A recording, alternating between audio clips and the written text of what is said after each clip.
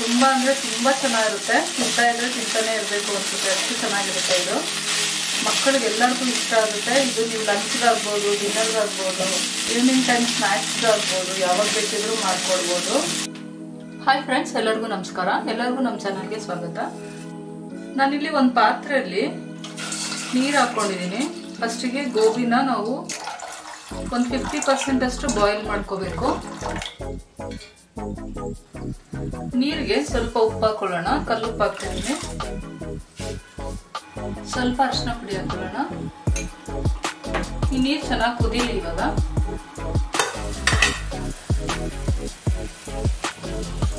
ನೋಡಿ, ಇವಾಗ ಅರಿಶಿನ ಪುಡಿ, ಉಪ್ಪು, ನೀರು ಹಾಕೊಂಡೆಲ್ಲ ಕುದೀತಾ ಇದೆ. ಇವಾಗ ಈ ಗೋಬಿನ ನಾನೆಲ್ಲ ಕ್ಲೀನ್ ಮಾಡಿ ಇಟ್ಕೊಂಡಿದ್ದೀನಿ.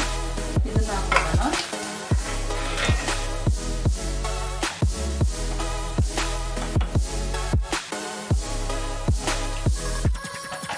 ಒಂದು ಬೌಲ್ ತಗೊಂಡಿದ್ದೀನಿ. ಒಂದು 4 ಸ್ಪೂನ್ನಷ್ಟು ಕಾರ್ನ್ಫ್ಲೋರ್ ತಗೊಳ್ಳೋಣ.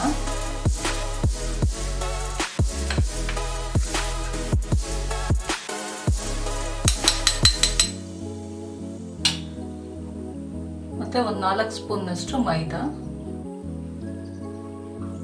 ಸ್ಪೂನ್ನಷ್ಟು ಚಿಲ್ಲಿ ಪೌಡರ್ ಹಾಕ್ತಿದ್ದೀನಿ. ಅರ್ಧ ಸ್ಪೂನ್ನಷ್ಟು ಗರಂ ಮಸಾಲ ಹಾಕಿದ್ದೀನಿ. ಒಂದು ಅರ್ಧ ಸ್ಪೂನ್ನಷ್ಟು ಪೆಪ್ಪರ್ ಪೌಡರ್ ಹಾಕ್ತಿದ್ದೀನಿ. ಇದು ಪೆಪ್ಪರ್ ಫ್ರೈ ಆಗಿರೋದ್ರಿಂದ ಪೆಪ್ಪರೇ ಜಾಸ್ತಿ ಹಾಕೋಬೇಕು ಇದಕ್ಕೆ.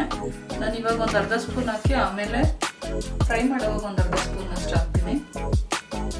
ನೋಡಿ, ಇವಾಗ ಇದೆಲ್ಲ ಚೆನ್ನಾಗಿ ಮಿಕ್ಸ್ ಮಾಡ್ಕೊಳ್ಳೋಣ.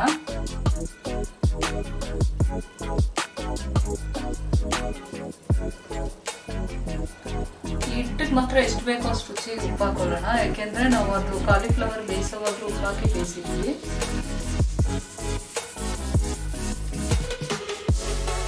ಇದಕ್ಕೆ ನಾನೇನು ನೀರು ಹಾಕ್ತಾ ಇಲ್ಲ. ಇದನ್ನ ಚೆನ್ನಾಗಿ ಮಿಕ್ಸ್ ಮಾಡಿಕೊಂಡು ಒಂದು 1/4 ಸ್ಪೂನ್ನಷ್ಟು ಶುಂಠಿ ಬೆಳ್ಳುಳ್ಳಿ ಪೇಸ್ಟ್ ಹಾಕೊಂಡಿದ್ದೀನಿ. ಫ್ರೈ ಮಾಡೋವಾಗಲೂ ಶುಂಠಿ ಬೆಳ್ಳುಳ್ಳಿ ಹಾಕ್ಕೊಂತೀನಿ ಚಾಪ್ ಮಾಡಿ. ಜಾಸ್ತಿ ಫ್ಲೇವರ್ ಬರೀ ಶುಂಠಿ ಬೆಳ್ಳುಳ್ಳಿ ಬಂದರೆ ಚೆನ್ನಾಗಿರಲ್ಲ. ಇದನ್ನು ಚೆನ್ನಾಗಿ ಮಿಕ್ಸ್ ಮಾಡಿಬಿಟ್ಟು ನಾವು ಬೇಯಿಸ್ಕೊಂಡು ಅಲ್ಲ ಕಾಲಿಫ್ಲವರ್ನ ಇದಕ್ಕೆ ಹಾಕೊಂಡ್ಬಿಡೋಣ.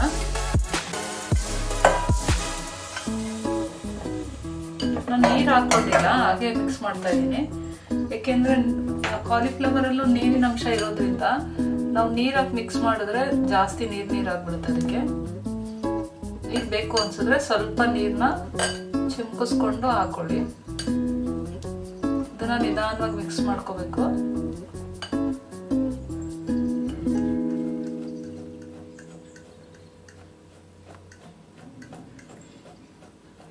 ಸ್ವಲ್ಪ ನೀರು ಹಾಕ್ತೀನಿ.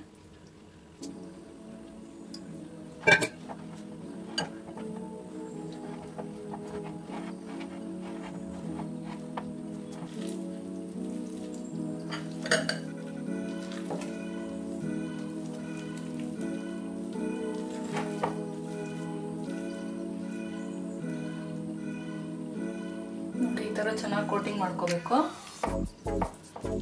ಈ ಕಾಲಿಫ್ಲವರ್ನೆಲ್ಲ ಫ್ರೈ ಮಾಡ್ಕೊಳ್ಳೋಣ.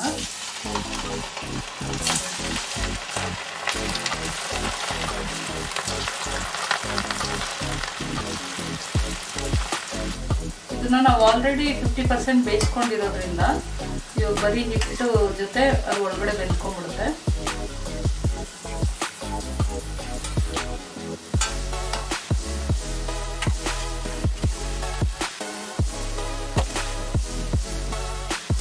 ನೋಡಿ, ಇವಾಗ ಇದಾಗಿದೆ. ನಾನು ತೆಗೆದಿಟ್ಕೊಳ್ತೀನಿ.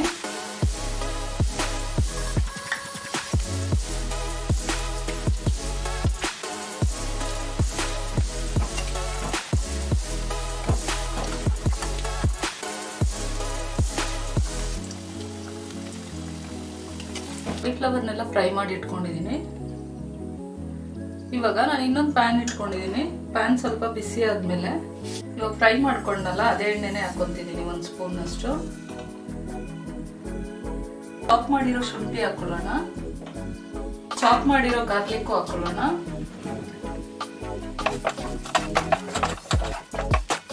ಚೆನ್ನಾಗಿ ಫ್ರೈ ಆದ್ಮೇಲೆ ನಾನಿಲ್ಲಿ 1 ಈರುಳ್ಳಿ ಚಾಪ್ ಮಾಡಿರೋದು ಹಾಕೊಂಡಿದ್ದೀನಿ.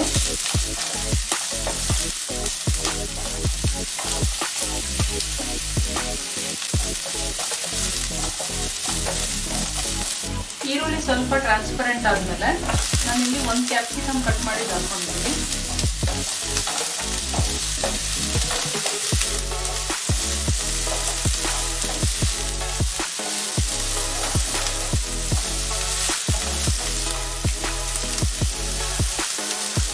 ಕ್ಯಾಪ್ಸಿಕಮ್ ಸ್ವಲ್ಪ ಫ್ರೈ ಆದಮೇಲೆ ಕ್ರಂಚಿಯಾಗಿ ಇರಬೇಕು, ಅವಾಗಲೇ ಚೆನ್ನಾಗಿರುತ್ತೆ. ಇವಾಗ ಟೊಮೆಟೊ ಕೆಚಪ್ ಹಾಕ್ಕೊಳ್ತೀನಿ ನಾನು. ಟೊಮೆಟೊ ಸಾಸು, ಟೊಮೆಟೊ ಕೆಚಪ್ ಏನಾದರೂ ಹಾಕ್ಕೋಬೋದು.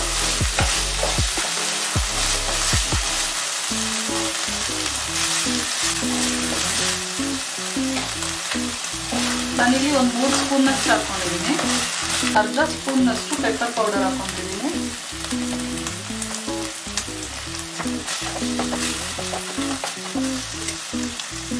ಇವಾಗ ಒಂದು ಸ್ವಲ್ಪ ನೀರು ಹಾಕೊಳ್ಳೋಣ ಇದಕ್ಕೆ.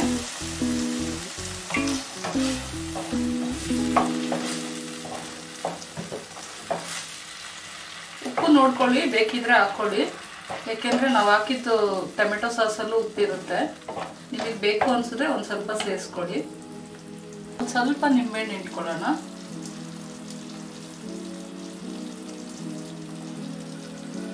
ಇವಾಗ ನಾವು ಫ್ರೈ ಮಾಡ್ಕೊಂಡಿರೋ ಗೋಬಿನೆಲ್ಲ ಇದಕ್ಕೆ ಹಾಕೊಂಡ್ಬಿಡೋಣ.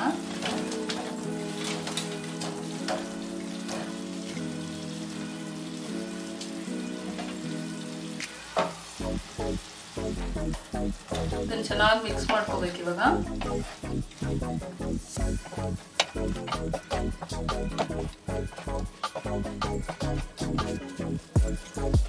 ಲಾಸ್ಟಿಗೆ 1 ಸ್ಪೂನ್ನಷ್ಟು ಸೋಯಾ ಸಾಸ್ ಹಾಕ್ತಾ ಇದ್ದೀನಿ.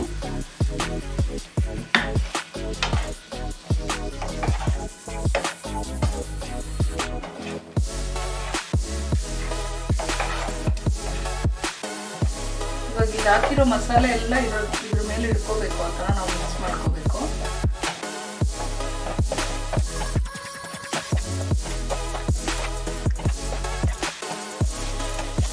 ತುಂಬ ಅಂದರೆ ತುಂಬ ಚೆನ್ನಾಗಿರುತ್ತೆ. ತಿಂತಾ ಇದ್ರೆ ತಿಂತಾನೆ ಇರಬೇಕು ಅನ್ಸುತ್ತೆ, ಅಷ್ಟು ಚೆನ್ನಾಗಿರುತ್ತೆ ಇದು.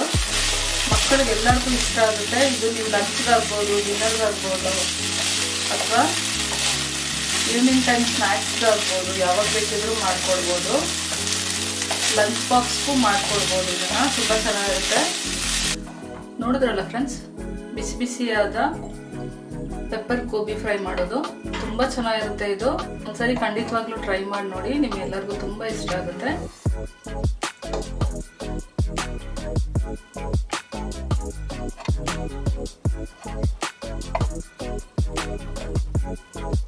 ಈ ರೆಸಿಪಿ ನಿಮ್ಮೆಲ್ಲರಿಗೂ ಇಷ್ಟ ಆಯಿತು ಅಂತ ಅಂದ್ಕೊಂಡಿದ್ದೀನಿ. ಇಷ್ಟ ಆಗಿದ್ರೆ ಪ್ಲೀಸ್ ನನ್ನ ಚಾನಲ್ ಲೈಕ್ ಮಾಡಿ.